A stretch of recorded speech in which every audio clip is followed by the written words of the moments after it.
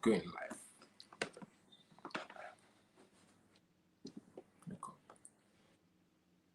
Hello, everyone. Hello. Just please tell us where you're watching from on the chat. We are so sorry. We're a couple of minutes late, but I'm sure you guys are ready and ready to go just like we are.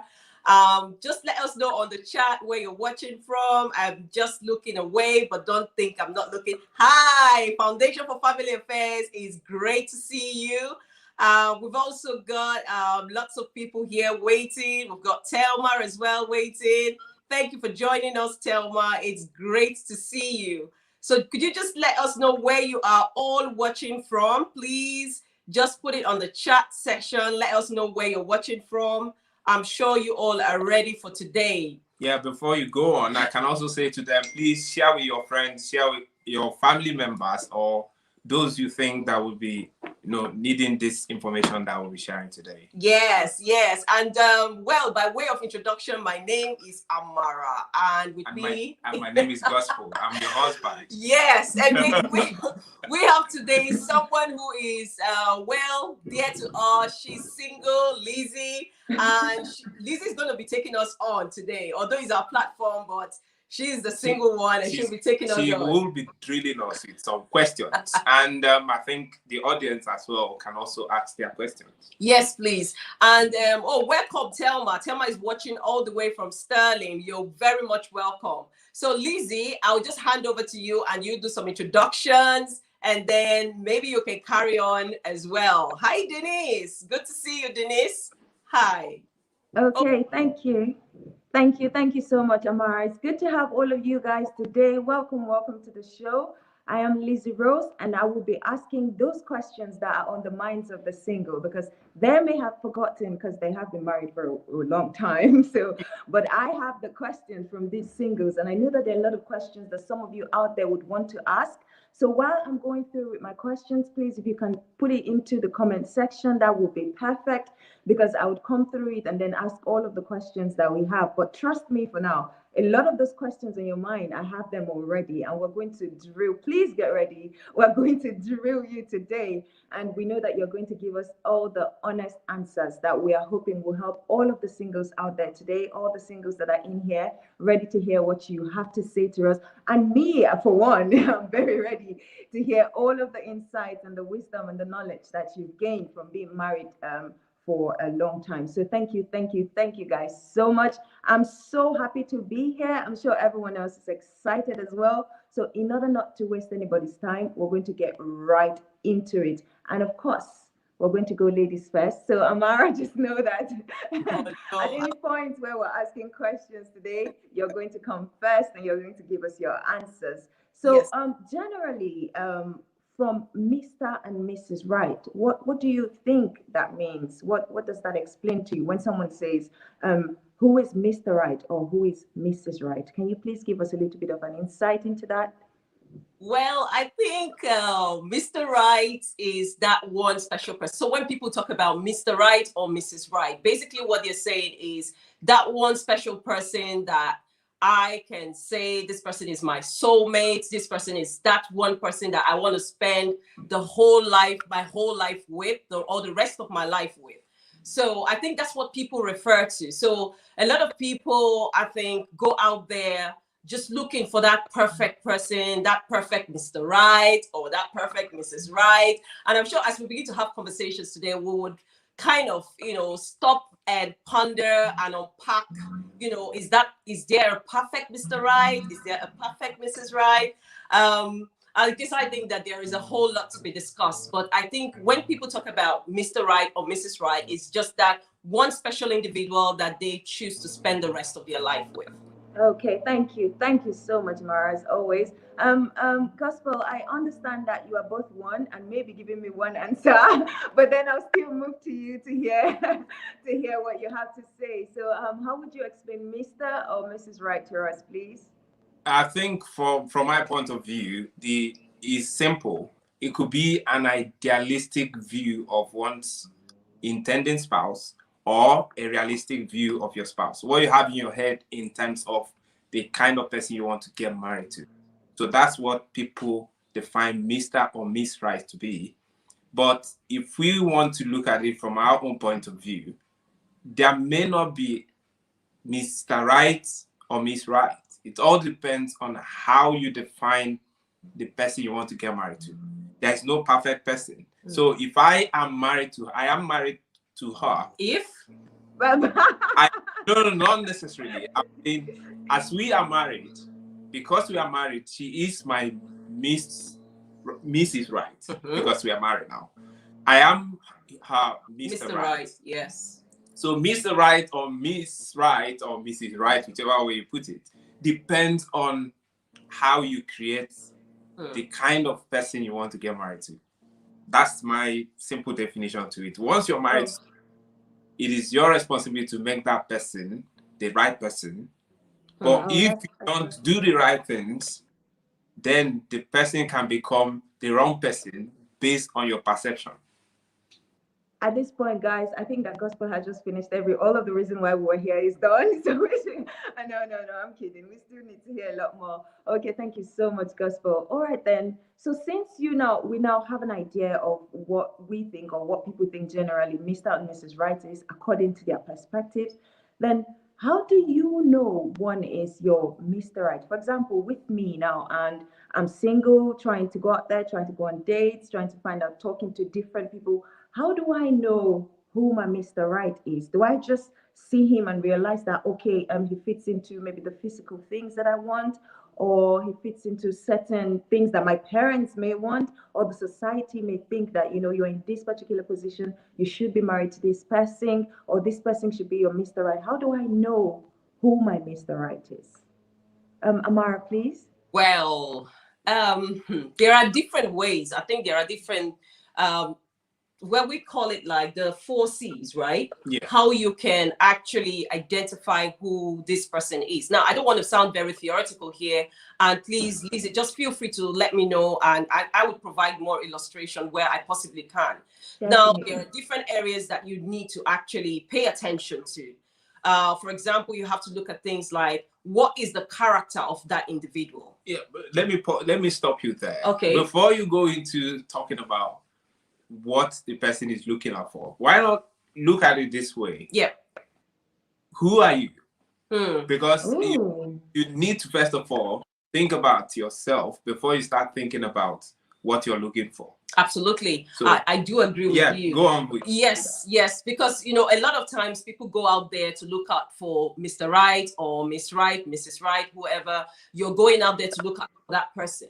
And it's all about trying to find that one perfect individual. But the question is, have you taken a look at the mirror, at yourself? Who are you? The fact is, a lot of times single people come to me and they say, oh, it's very difficult for me to find that one special one, that one perfect person. Now, my question to them is, are you that special person? Have you made yourself that special person? If you were to marry you, would you marry you? And that's a very, it's like, a reality check. It's like looking yourself in the mirror and trying to accept that you yourself have, there are a lot of things that you need changing. There are a lot of things that you need to adjust. And because I think there's a lot of pressure that when you put on someone, you're trying to make that person, that one special person, that one Mr. Right or that one Mrs. Right. And then you yourself are not meeting up to that expectation. You're not measuring to that same standard. So the question here is, rather than focusing on finding the perfect one, maybe you should focus more on being the perfect one. Yeah. I didn't see that one coming. I didn't see that coming. Okay. Yeah. All right. Jump in to add to what she just said. I think the most important thing is identifying who you are, clarifying where you're going, understanding yourself, and then creating kind of a picture of what you want. Because if you don't know who you are, it's very difficult for you actually know what you want. So if for instance, I've not defined my identity, I'm so confused in life, how do you think you even know what you want? So first of all, think about, who am I? Is a simple question. Who am I? But people will say, my name is Gospel Amogo. That's my name. That's not who I am. So look inwardly. Why am I here on earth? Because we see marital relationship as something you don't just go into because the society wants you to get married, because your parents want you to get married, or your friends, everyone around you is getting married. When you look at social media, you could see people you finish school with, and some of them have been married with kids, and you're putting pressure on yourself. Yeah. But then the purpose of marriage is you have an assignment, you know what you want to do with your life, and you're bringing someone in so that both of you can synergize to accomplish greater things in life. So, but if you don't know what you're here for, if you don't have a purpose for your life, if you don't know what you need to do, how you could make impact not just for your life but the life of others, another person, there is no point thinking about going out there to think or look for Mr. or Miss Right. Yeah, and I think Lizzie, just drawing from what he said, a lot of times people put pressure on the people that they're in a relationship because of this, because you're waiting for that one person to fulfill you. You're waiting for that one person to find yourself, rather than you trying to find yourself before you can go into a relationship. And I always say that, broken people would always make a broken relationship. And it's always about finding that wholeness in yourself as an individual, because that's what you will bring into that relationship. Because the relationship is just a composition of the people in the relationship. So you cannot just be looking at another relationship and say, oh, my relationship has to be with like that other one. But they put in the hard work. They had to work on themselves. They had to work on their relationship. And it's always about looking inwards and trying to fix you rather than fixing the other person. Yeah, adding to that, sorry, we are just talking about That's perfect. I'm perfectly comfortable with it. Adding to that, I think people should not be dependent on their relationship to be who they are. You don't need a relationship to define you. You don't need a relationship to be happy in life, to have peace of mind. You don't even need a relationship to be fulfilled. You have to be fulfilled as a single, so that your relationship is where you're going to give, not where you're going to get. Because if you want you will get, but that's not the purpose. Because as you go there to give, is a mutual thing. You receive. So when you're mature, because we see life as such that you move from the level of dependence, like children. You depend on your parents for emotional support, for physical support, virtually everything. But then you move to independence. Until you get to that point of independence where you don't even need a relationship. Then you can move into interdependence, which is what marriage is about. Wow, that's some amazing, deep insights. I could see people from the comments going deep inside. That was some deep insight. I was wondering, guys, is it possible for us to make this a series so we can do this literally every week? Because in just a few minutes, I think I have gained so much than I have most of my life. So that's wonderful. Thank you so much, guys. I think it comes with, I recently saw something that said you have to be happy by yourself. In order for you to, be happy in a relationship, you have to have your own life. So this means that you have to understand who you are, know who you are before you then decide. I think that way you can then say, who do I need to maybe complete me, or who do I need to? I think that leads directly into the second question that I have. Even though you have covered most of it, I think I'd still like to know, when I get to the point, because I remember in a conversation recently, one of my friends she was talking about what she wanted in a man, and how she wanted a businessman, and how he should look a certain way, the men that wear ties and suits. And I remember one of my friends saying to her, I'm sorry, I need to go to work the next day. Can you please help me tie my tie? And she was completely confused. She didn't know how to tie a tie, but then she wanted to be with someone that wore a tie and all of these things. And they're like, so how are you going to help out this person or support this person when you do not even know, basic things about this person, but that's what you want? So that really explains it. Again, at the point when she spoke it, I really didn't understand it so much. But after listening to you guys, wonderful. I totally understand what she was saying and where she was coming from. So thank you guys so much. So when I get to this point, I believe that I'm speaking for the rest of us in the comments, guys. We have learned that we have to know ourselves and then understand ourselves before we know what's going to go on, or what is ahead of us. But then when we do this, when we understand ourselves. For instance, when I know who I am, not just my name, not just the fact that I'm Lizzie Rose, that I'm this person, I've developed my own happiness, I have developed my own understanding. What do I do to find the right one? Amara, please, if you want to take this. What do I do? Is this me or? No, you can go. No, Okay. anyone can take it now, please. Okay, what do I do to find the right? First of all, I look at it this way. What makes a relationship? Two individuals. So your relationship is as good as both of you are. So if you're successful as an individual and you hook up with someone who is successful, there is the possibility that two of you will make successful couple. Yep.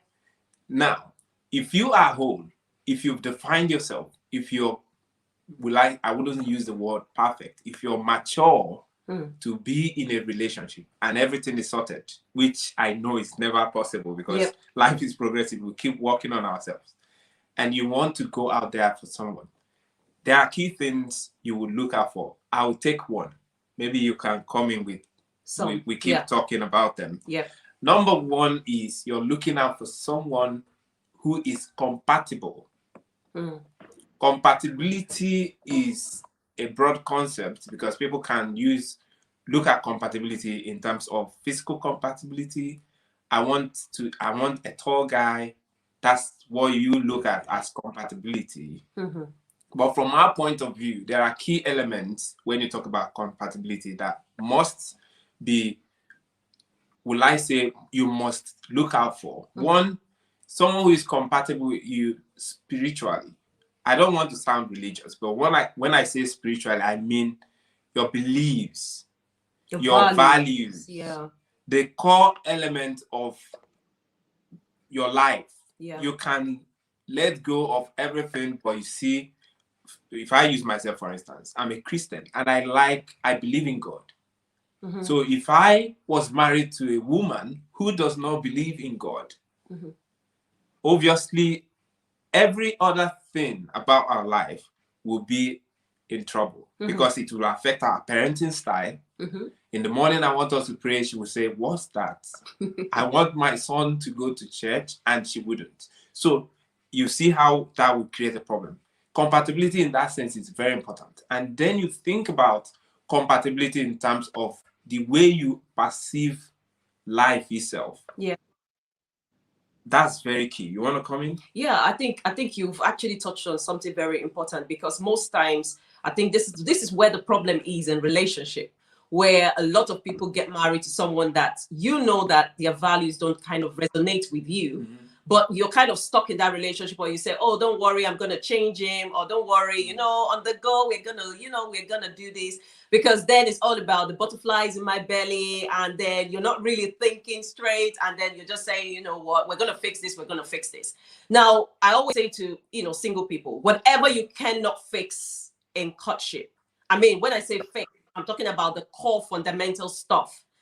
Things that are, for example, you've just touched on compatibility, character. There are certain things some people find it very, very difficult. There are certain elements of one's character that you cannot compromise with. Someone who doesn't really show care, is very full of himself, things like that. Herself, for example. So let me not just. So there are certain elements of one's character that you really need to pay attention to. And a lot of times, single people will say, "Oh, don't worry, we're going to change it," or "He's going to change or she's going to change when we get married." And you find out that when you now get married, the character flaws become the major issues in the relationship. Yeah, you're using a broad term, character. Yes. Because sometimes people don't even break it down to see exactly what we mean by character. I can't be married to someone who is not honest. You tell me you're going to point A, whereas you're going to point B. Once that is how you are, it becomes an issue. Yep. I can't be married to someone who is not dependable. I should trust that if you're telling me you will love me for the rest of your life, I should trust you in that sense. Yeah. So you're dependable. I can't be married to someone who is not faithful. you're married and you're making out with guys out there as a woman. Yeah, but the thing is, sometimes there are some elements of this character that you may not even discover. I like the fact that you touched on faithfulness, because sometimes some people are comfortable that they are dating someone who is dating someone else, or who is making out with someone else, and then all of a sudden you're married to that person, and then in the marriage is now a problem. So there are certain things that I always say to single people: if you didn't, or if you couldn't have fixed that, or if you saw it as a minor issue when you were dating, and then you're now married, and all of a sudden you think that these are major issues, it's a bit confusing for the person you're in a relationship with, because they would feel you found those things acceptable before marriage, and now you no longer want to find, or you don't see those things to be acceptable. Now, let me also touch on something else that I think is very important. I think competence is very important. And there's been a question on the chat where someone is asking, do we see this, do we have an end state of knowing oneself, or is it a continuous process? I think that question has to do with what we talked about before. Yes. Yeah, maybe we'll touch on the question later on. But let me touch on competence, because a lot of times, and we find this in a lot of Christian circles, when a lot of people say, oh, I know God, I love God, we love God. But the thing is, there are certain things that you have to keep trying to find out. You need to build your knowledge. You need to build your expertise on. How do you communicate? Okay? Because there are different ways you can communicate, and you need to understand the way. You need to learn it. It's an art. It's very important that because it's a relationship, and it's a lifetime relationship. You cannot afford to treat him just anyhow or treat her just anyhow. It's an art. How do you manage your temper? How do you manage anger? People don't understand, oh, I'm going to tell him the way it is. This is how I feel, and I'm just going to spill it out. Hello? Because these are little things, competencies that I think that ruin the whole, wonderful ambience in I don't want to talk too much, but let me stop so far. Yeah, competence is progressive. Where we are now is not where we used to be when we started off. But then, if you look at someone you want to get married to, and the person doesn't even have the key competence that are required in a relationship, then that sends a red flag. For instance, a selfish person is linked with character as well, but the person doesn't understand what it means to be selfless, to sacrifice, and all of those. Then there is a key issue there in terms of competence. Yeah. The person doesn't, you talked about communication. The person is not effective in terms of communication, and you're trying to help this guy or this lady.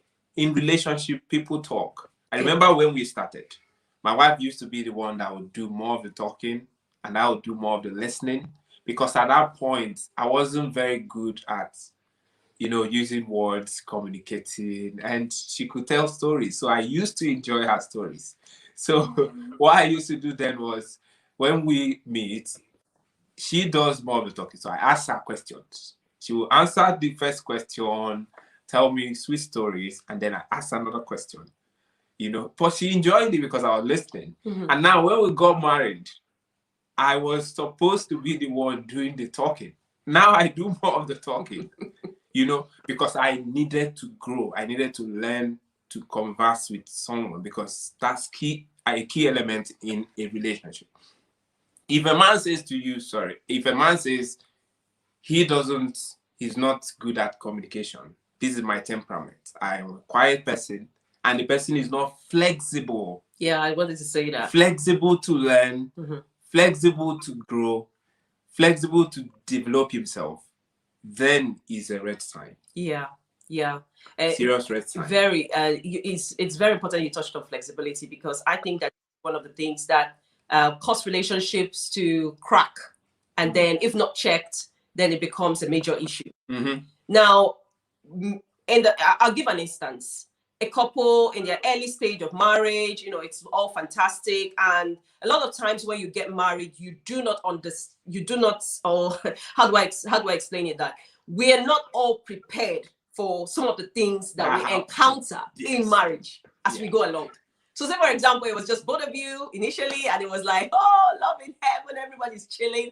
And then all of a sudden, now there are babies along the way, or maybe there are bills to pay. There are a lot of things that have to do, you have to kind of take on as you go on. Now, this is where I really emphasize the whole competence thing, because the thing is that you need to build a kind of intelligence for some of the things that you face, and you should be adaptable to learn. Things happen. You wouldn't say, oh, this is how I am, and you're so fixated, and you don't want to change, and you're not open to learn, and you're not open to adapt, because in marriage, a lot of things happen, good, bad, ugly, it's all part of life. But it's all about you having that sort of open mindset to say, I cannot afford to be the way I was 5 years or 10 years ago when we got married. Things happen, and you just have to be prepared to move on. And I think another thing that people who are single should also keep an eye on when they get married is that you need to be open-minded to want to understand how to deal with difficulties in marriage. No one is prepared for that. It does happen.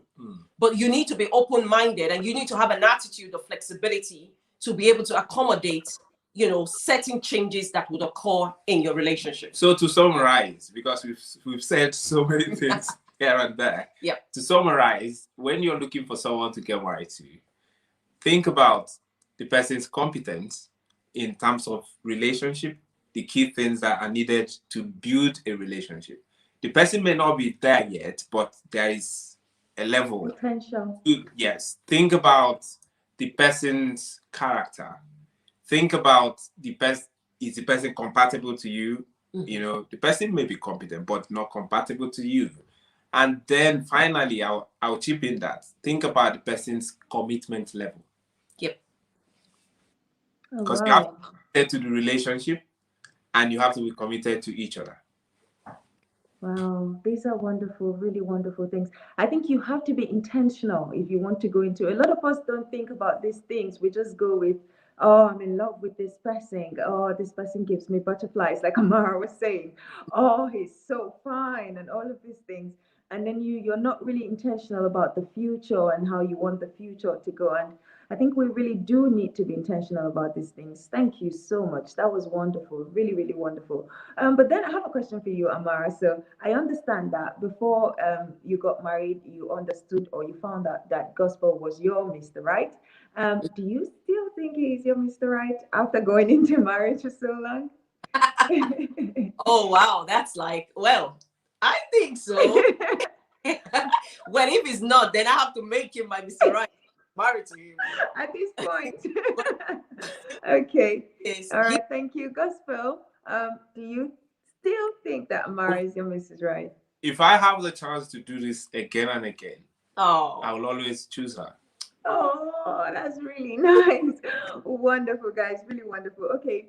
That takes me into my next question. So, understanding that you have been intentional about your marriage and you've been, doing all you have to do working as partners, why is it that some couples still have issues in their marriage after being married to whoever they think was their Mr. Right or their Mrs. Right? Why do they still have issues in their marriage? Please. Yeah. Before we take your question, can we please take a question? Yeah, the question from before. Yes. Perfect. yeah. Someone is asking, do we have an end state of knowing oneself, or is it continuous discovery process? It's not an end. There is no end to knowing ourselves, because we are like onions. You keep unwrapping us until we get to The core. And the core is when you die. Yeah. So it's a progressive thing, but the basics must be there. Yeah. That's the key thing we're saying. The basics must be there. If the basics or the key elements are not there, then don't make a life-defining decision of settling down with that person, because you might not know what to expect at the end. You want to add to that? Yes, I think you've said, you've touched on that. So it's progressive, to be honest. It's progressive. Yeah, life is progressive. We all learn on the go. Exactly. Okay, that's wonderful. I think this also answers a part of the question that I asked earlier about why people still have issues in their marriages. So it could be maybe because some people are not continuously learning themselves or continuously knowing themselves. But if you want to give us a bit of an insight into that, that would be wonderful. The question was, why is it that some people still have issues in their marriages, even after marrying who they think was Mr. Right or who they think was Mrs. Right? Well, let me start by saying that challenges or issues, I don't know how to put it, but it's all a part of it, right? It's all a part of. There wouldn't be a time that I would say I've not had, moments where I've had to reason with my husband on certain things. But maybe I think what you mean here, are they major issues or minor issues? Because those things are bound to happen in relationship. Yeah. So I mean, there's certain people that after marrying Mr. Right, he had the basics, just like Gospel said. He had the basics. He showed commitment. He showed a lot of those things that they thought were important for marriage. And then getting into marriage, Mhm. probably the commitment level has dropped or something has dropped. The person is not the way he used to be, and then there are now issues in the marriage. I Why do you think those things happen? Fundamentally it's back to what we were saying before about certain people come into a relationship and they're so rigid. Oh, They're so rigid, they don't want to change. They don't want a situation where they're like, you can't fix me, this is who I am. And I think that this is a major problem in relationships. So when you go into a relationship with that mindset and the fact that things are bound to happen, gospel is not the gospel I met, how many years ago did we, 1999, thereabout. ooh, that's a long time. Yeah, yeah, as in not married, but as a Yeah, yeah. person. So he's not that person I used to know. Things happen, and the fact is that so many people get into marriage and they stop growing, they stop developing themselves. So you find a situation where it's either the wife is developing herself and then the husband is so stuck in his ways and he doesn't see the need to do that, or maybe it's vice versa. The truth is that it's an ongoing thing, it's life. And if you're stuck that way, it's difficult because you realize that years have gone by and then you've gotten to the point where you no longer you're no longer connecting, you're no longer on the same level. There are certain conversations that you no longer would have because you feel his level of understanding is not at par with my level of understanding. Then it brings about a lot of comparison and brings about a lot of competition in the relationship. And this is where you find issues starts, coming up. I don't know if you want to Yeah, add to I want that. to add to that. Like you're saying, is like where two people are married, and at the point, like both of us, we finished our first degree, and you did your master's, and we got married. If I ended my life thinking at that level, it's not about education, but thinking within the confines of my environment and how I used to perceive life, and you've grown as a woman, you know, there will be issues because you see things differently from mine. So people should see life as progressive. If your husband is growing, exposing himself, he's working in a corporate organization, mixing up with high level thinkers and all of those, and the wife is not developing, there will come a time where communication will not be at the Same level it level. used to be. Yeah. That's one of the points. Two, people come into marriage with unrealistic expectations. You've seen this guy perfect and you're thinking of marriage as so romantic experience that you're going into, everything is going to be wonderful. I remember when we were planning how our life will be when we were still on campus, we are thinking we'll do this, we'll achieve this in 5 years. When you're setting goals, in 5 years time I'm going to do this, in 10 years time I'm going to do this, and you don't know the stories along the way. Yeah. And then when we got married, we were expecting that after 1 year we'll have our baby, but it didn't happen. Yeah. Those issues that come up within the marriage, It's not planned, create problems. Yep. There are problems, and you have to learn how to deal with those issues. Marriage comes with huge responsibilities. Yeah. Responsibility for yourself, for your family, immediate family, and your extended family members as well. Absolutely. So you have to carry those responsibilities. When the wonderful children start coming, you should also carry those responsibilities. And sometimes those responsibilities take you away from the core, which is your marriage. Yep. You're driving to make money as a man and a woman to take care of your family. You forget that it is the marriage that even brought all these other. in the first place. So you have to be intentional in terms of having time for each other, reviewing and evaluating your life. Keep those things you were doing, those memories, those things that kept you, that brought you guys together. Yeah. You have to keep doing them. You have to keep loving. You don't have to take each other for granted. Yeah. Because we've lived together for almost 12 years. So I could take her for granted because I've known her. I've known everything about her. It's not like when we were dating where she would dress so cute, so beautiful, and look so glamorous and all of those. And now I know how she looks when she wakes up in the morning. So those factors must be put into consideration, knowing that marriage is not just about how you feel. It's about the decisions you make to be the best for this person. When you feel sad, when you feel angry, when you're going through things, you have to be there for that person. That is why you need to look at those factors before you decide who you're going to get married to. Yeah, absolutely. Absolutely. Now, let me just add to what he said. And I think that if a lot of people would focus on this at the point that they are trying to make the decision to get married, and always remember this, even in marriage, I think this would sort a lot of problems for you. I always say your relationship, your marriage, your spouse, your child, whoever it is in that relationship is more important than whatever challenge that you're facing.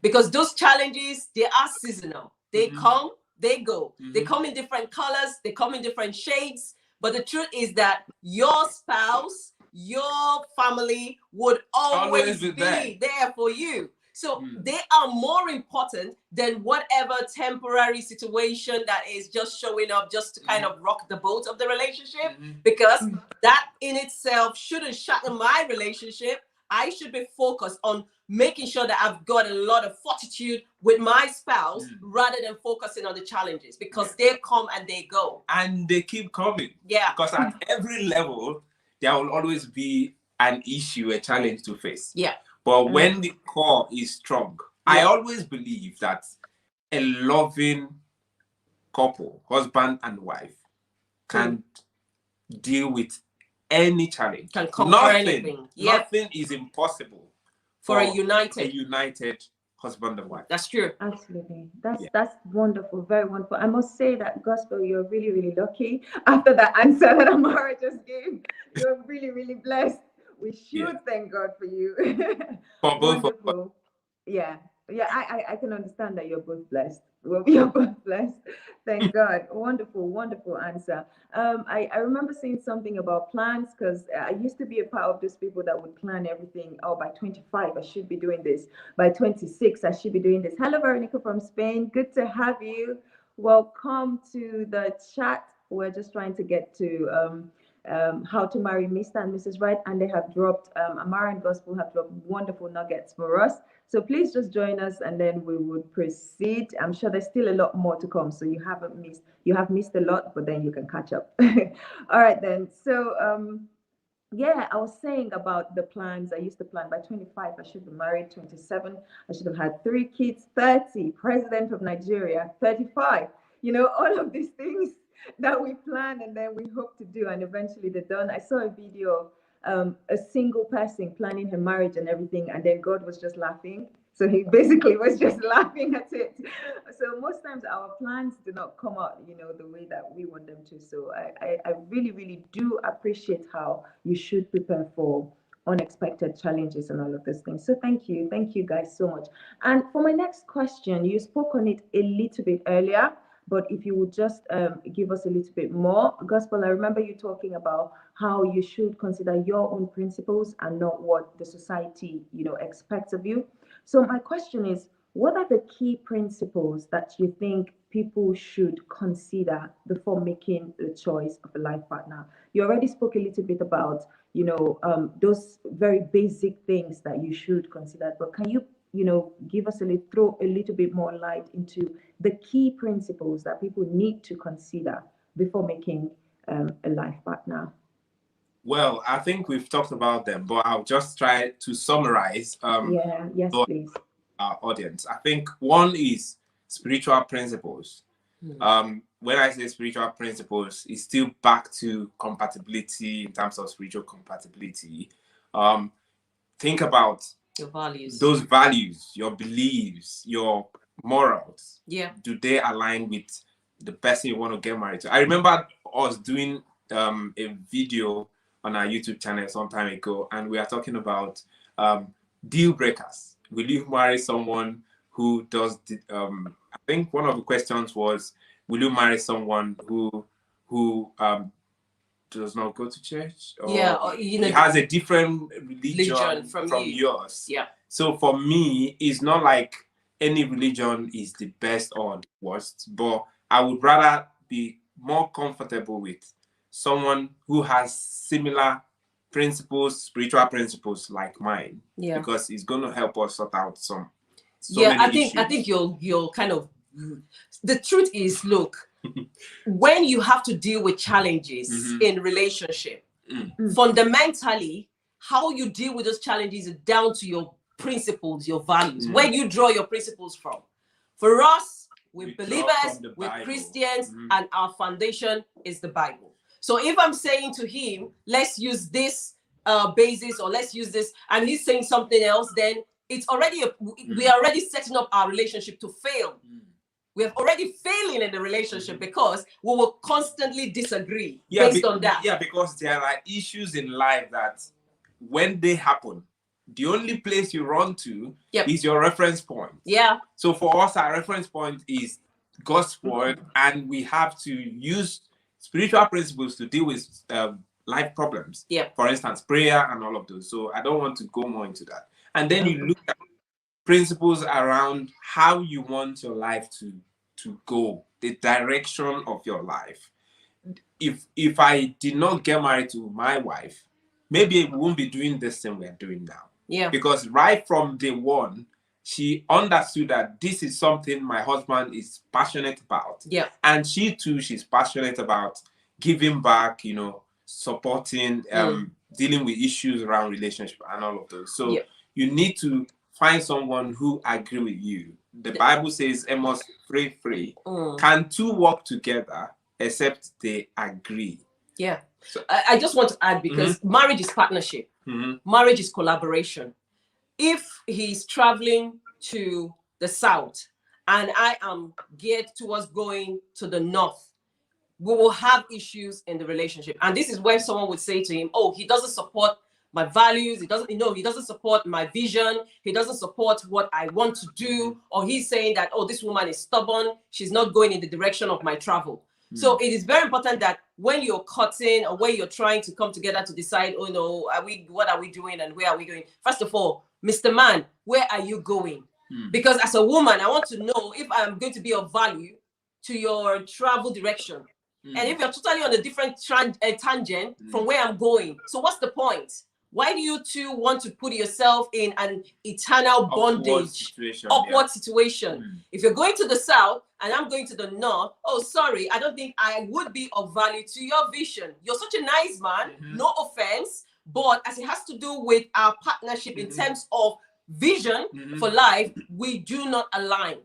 And it's all about being honest with each other, before just telling yourself that, look, there are fundamentals that I cannot gamble with. And I think this is where people have issues, because they think that they can change these things in marriage. It's difficult. Yeah, because your point of entry, is the key issue. If you see marriage as where it's all about romance, how you feel, butterflies, and all of those, it becomes a problem.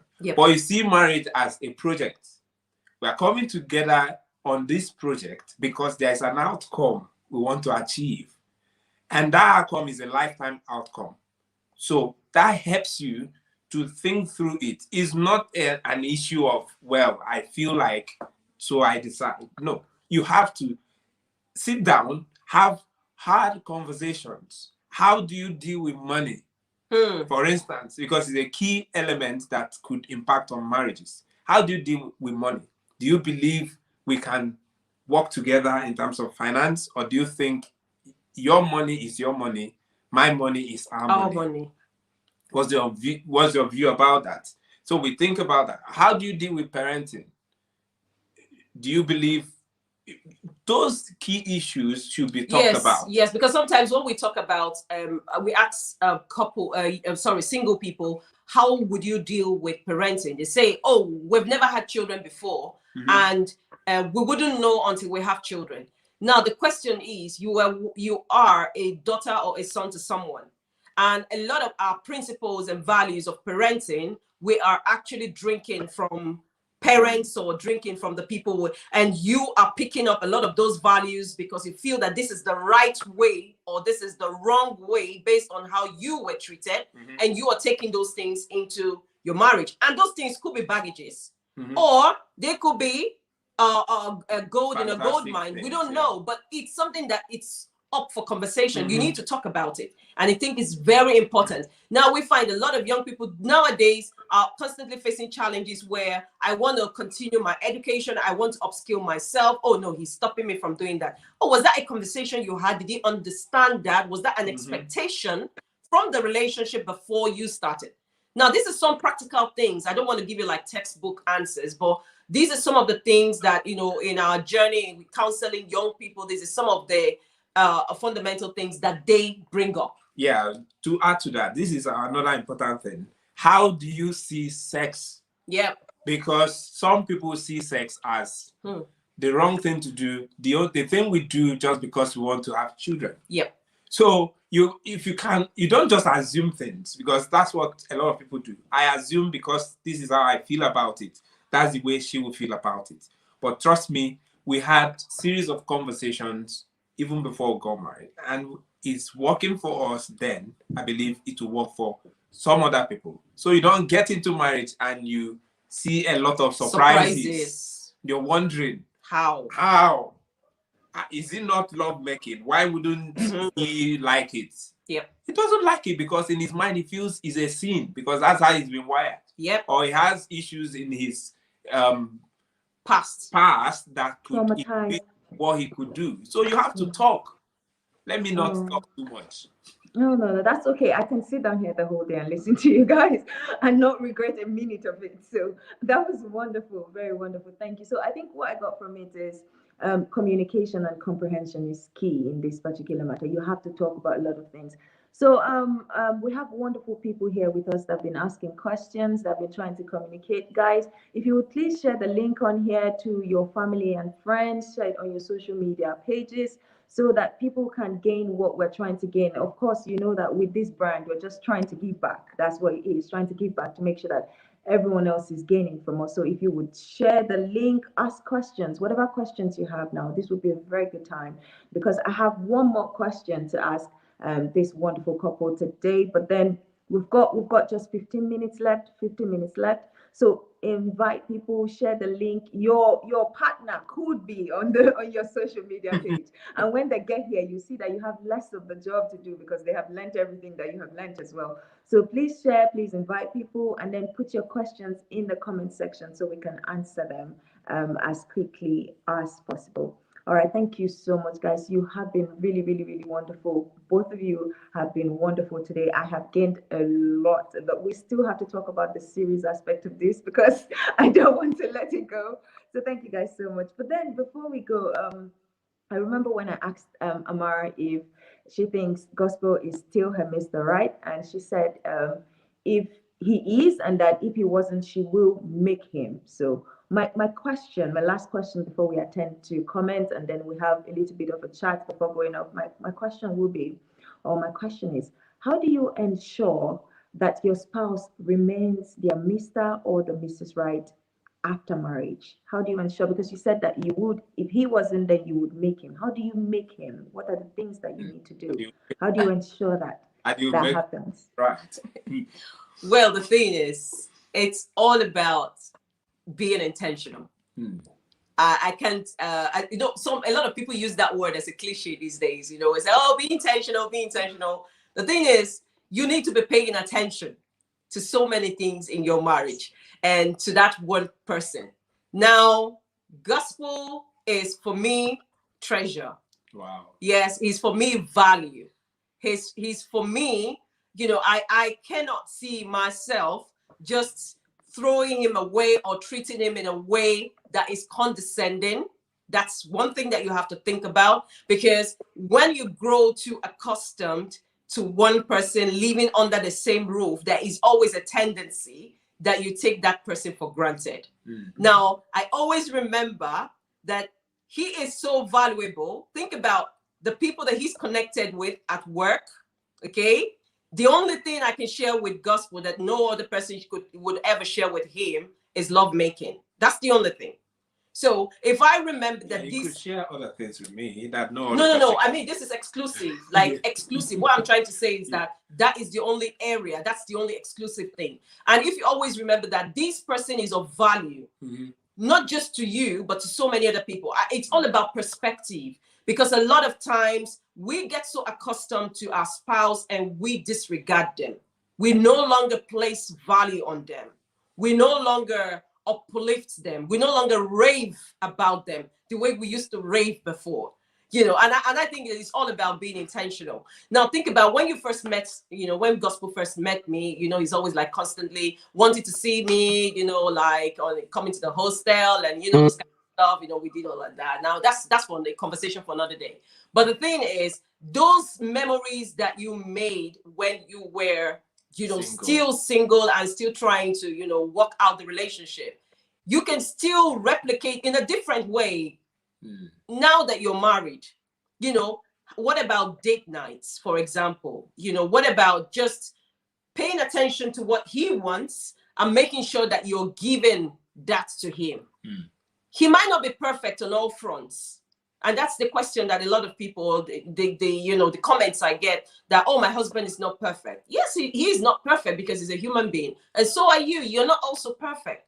But it's just about being intentional and constantly trying to pour into him, trying to make him, like, there are a lot of things I share with him. I teach him, I say to him, oh, I think you should try doing it this way. And it's all about how you put it across, because sometimes you talk to your spouse and you make them feel less, even if it's a fantastic idea, or even if it's a fantastic, whatever it is you're giving to them, they're not going to take it because of how you have presented it to them. So it's all about seeing him. I see him as royalty. He's my king, and I treat him as such, and his place, apart from God, his place in my life, nobody can take. And that's the way to approach it, because he is one with me. I cannot throw him away, because imagine me trying to deskin myself. No, take my body away, me away from my body. No. So I am with this man. I don't want to use the word stuck. No, I don't want to use the word stuck because it has a negative connotation. Yes, it does. So I'm with him for life, and I'm willing to keep making the best investment. And look, gospel has made it easy, because sometimes you try to offer help, and if it's not well received, or if that person is not flexible enough to accept what you're giving, it's difficult. So he's made it easy for me to love him. That's what I'll stop so far. Please stop so far, please. God, I see what you've done for people. Okay. I see what you have done for other people, God. Oh, sorry, Gospel. Please go on. Okay. Lizzie, I would say you've been wonderful, but let me carry on. What I want to say is that, marriage is an intentional thing, like she said. But you have to be intentional in terms of how you see your spouse. Never see all the bad things about your spouse. Focus on the strength. Everyone has our strengths and we have our weaknesses. Focus on the strength and maximize that area of your spouse. And when you do, you see the negative side will not be as relevant or as conspicuous as it could have been if you focused on them. That's number one. Number two is be open to learn. Learn your spouse. Because as we journey in life, I keep understanding certain things about my wife, how to approach her, I know when she's not happy. And you should learn your spouse and relate with your spouse based on that knowledge. She's not everything to everyone, but she's everything to you. So you have to learn her, because as you learn her, she moves to another stage of her life where you need more knowledge about her at that phase. So don't think the person you met 10 years ago will remain the person she was after 10 years. So you need to learn her as she grows. That's number two. Number three is you need to also be, open to grow yourself. Don't get stuck in that level, at that level you've been. Mentally. Grow, be open-minded to learn. Learning is not about going to school. It's about learning life. Developing your capacity to manage issues, take on responsibilities, deal with conflict, deal with emotional issues, and then give your spouse the benefit of the doubt. No one is perfect. Create room for mistakes, and also create a large heart to forgive, to help the person become better, because that's your responsibility. God was looking for how to love your spouse and decided to use you as a channel to express that love. Then ask yourself, how does God love? God loves you even in your imperfect state. God sees you valuable, competent, and he sees you lovable, even though from your point of view, you might think you're not. So try to look at your spouse as someone you've been given a responsibility to bring out the best in her. So if after 10 years of marriage, your spouse is not growing, think about what role have you played in stifling her growth, because everyone needs to grow and it's your role to do that. I can go on and on, but for the sake of time, let me stop so far. Thank you guys. Thank you guys so much. You have been wonderful. I've just sometimes during your answers, I just go like this, and because my spirit literally leaves my body because of the wonderful answers. You have been wonderful. So much knowledge, so much wisdom coming from you guys today. I'm sure that everyone that has joined us today would appreciate it as much as I do, and hopefully would learn from it and then use it, because after this, I'm just going to carry my book, something, my bag. I'm just going to go and learn myself at this point and figure out what I have to do. So thank you guys so much. We are out of time. We've got a few minutes more. So I will just hand over to you guys to do what you do best. Thank you guys for having me. I do appreciate it. Thank you. Wow, Lizzie, thank you so much. Thank you so much. You are amazing. That's the only way I was put it. Yes, and I'm sure that we just hope that this conversation that we've shared today has been of immense value, even to our listeners out there, because we know that we're not just doing this for us. We're doing this so we can share and learn from each other, and it's always a joy for us to have these live sessions and just interact with one another. So thank you for joining in. If you actually joined in, I know lots of people joined in from Nigeria, from Spain, from Scotland, from the UK. So thank you so much for joining in. And I just kindly request that if it's your first time here on our channel, please do not forget, just hit the subscribe button, turn on the notification bell so you know when we put content out. But it's always fantastic to have you all join us. So we once again want to say thank you. And until the next time that we have a live session, it's goodbye from us. Goodbye. Thank you. Thank you.